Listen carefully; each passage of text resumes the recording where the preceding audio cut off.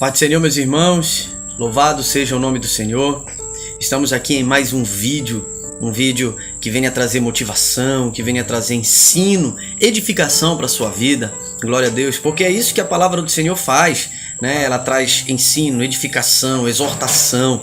Glória a Deus. Isso é para o nosso crescimento espiritual, na verdade.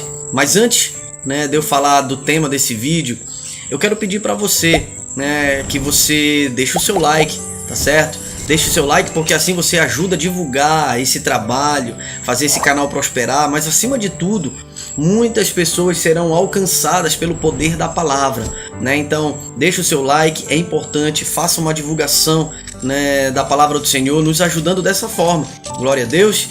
Então vamos para o ensino, para a palavra, que está em Jonas, capítulo de número 1, versículo de número 3. É uma passagem bastante conhecida. Jonas se levantou, mas para fugir da presença do Senhor, para Tarsis. Desceu a Jope e encontrou um navio que ia para Tarsis. Pagou a passagem e embarcou no navio para ir com eles para Tarsis, para longe da presença do Senhor.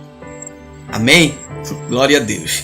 Bom, nós vemos aqui um relato bastante conhecido da parte de Deus, né, para nossas vidas, que foi basicamente aquilo que Jonas não queria fazer para o Senhor, pelos mais diversos motivos possíveis, porque ali quando ele ia para Nínive pregar a palavra, o povo de Nínive, ele era um povo que oprimia os judeus, era um povo que oprimia, estava oprimindo ali os hebreus, né? Sempre houve isso, porque Nínive era a capital da Síria. Mas acima de tudo, Jonas ele não queria ver aquele povo salvo, né? Ele queria ver aquele povo sendo castigado com o juízo de Deus. Mas Deus, acima de tudo, ele é amor, não é verdade?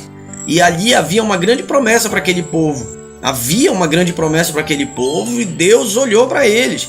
Tanto que no final, né, Deus ele exorta Jonas duramente. Então, Deus não se preocupou muito em explicar para Jonas por que ele queria salvar a cidade de Nínive. Não se preocupou. O fato é que havia promessa, havia grandes promessas ali para o povo de Nínive, né? E Deus na história mostrou isso, para a glória de Deus. Mas o que nos chama a atenção é como Jonas ele fugiu da sua responsabilidade. Jonas, um profeta, um servo de Deus, né? A partir do momento que tocou naquilo que machucava ele, né? Tocou naquela situação em que machucava ele abriu mão daquilo que ele deveria fazer, né? E ele sempre ele não questionou o poder de Deus, o que Deus era com a sua majestade e glória. Muito pelo contrário, ele reconheceu que ele é bondoso, que ele é amor, né? É a personificação do amor. E a gente pode olhar diretamente isso para Cristo. Mas o fato, glória a Deus, o fato é que Jonas ele colocou em evidência a sua vontade. Ele não olhou para a vontade de Deus. E na nossa vida, muitas vezes, se não todas as vezes, fazer a vontade de Deus contraria a nossa vontade. Fazer o que agrada ao Senhor, né, em forma de obediência, nem sempre na nossa vida nos agrada 100%.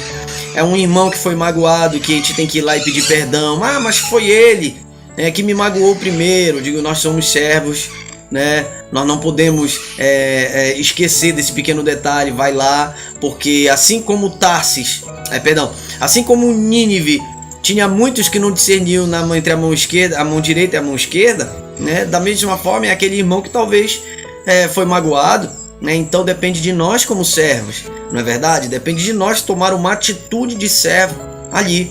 Mas fica muito em evidência, né? Fica muito evidenciado no caso de Jonas, que ele teve toda a liberdade. Deus disse, vai. Deus vai lá fazer o que eu te mandei. E o que é que ele fez? Nós vemos. Ele se levantou, mas para fugir da presença de Deus. Foi a primeira ação. Ele se levantou, escutou a voz do Senhor, foi embora, né? Desceu a Jope, olha só, e encontrou um navio que ia para Tarsis.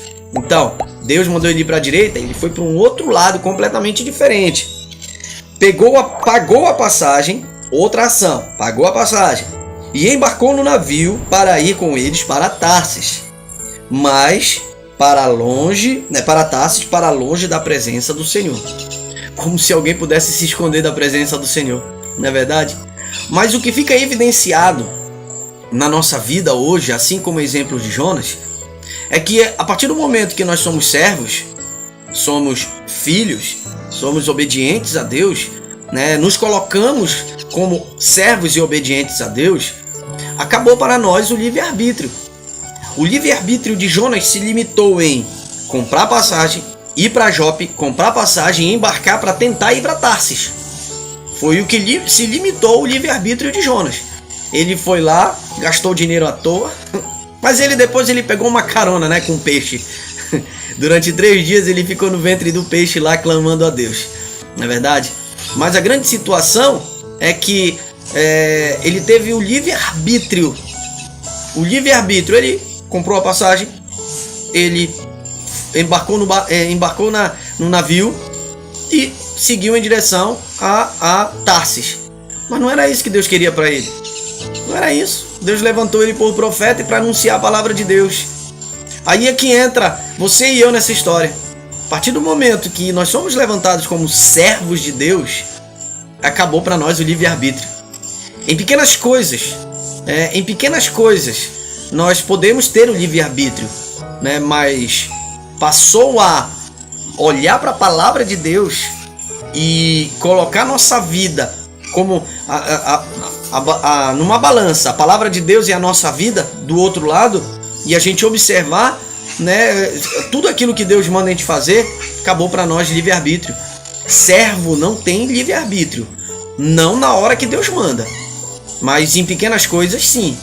Mas se é para servir a Deus, se é para fazer a vontade de Deus, para agradar o Senhor, obedecer a palavra do Senhor, obedecer aquilo que Ele diz, meus irmãos, acabou o livre-arbítrio. Isso vale em todas as áreas da nossa vida, todas as áreas, seja ela familiar, sempre há conflito, seja ela ministerial também, seja ela sob nossa liderança também. A nossa liderança, ela é ordenada por Deus, então nós devemos sim obedecer a nossa liderança, se a gente for contra a nossa liderança, mas e acima de tudo deve existir o que? O amor.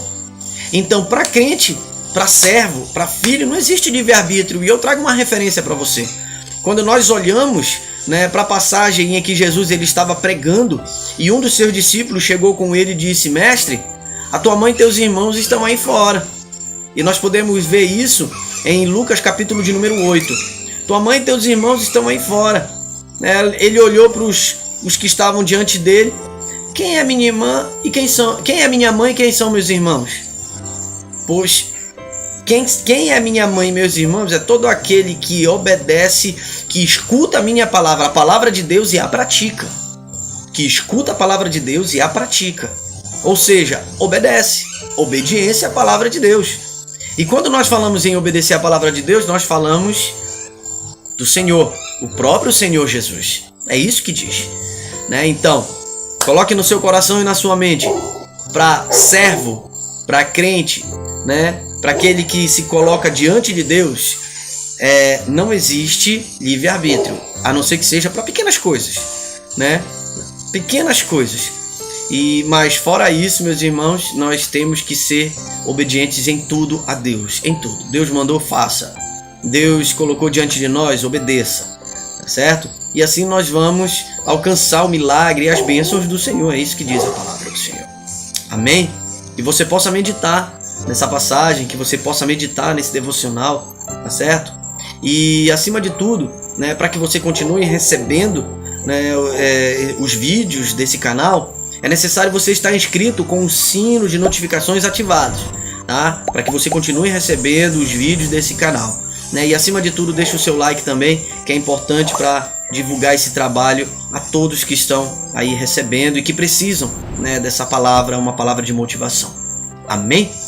Vamos nesse momento finalizar com uma oração?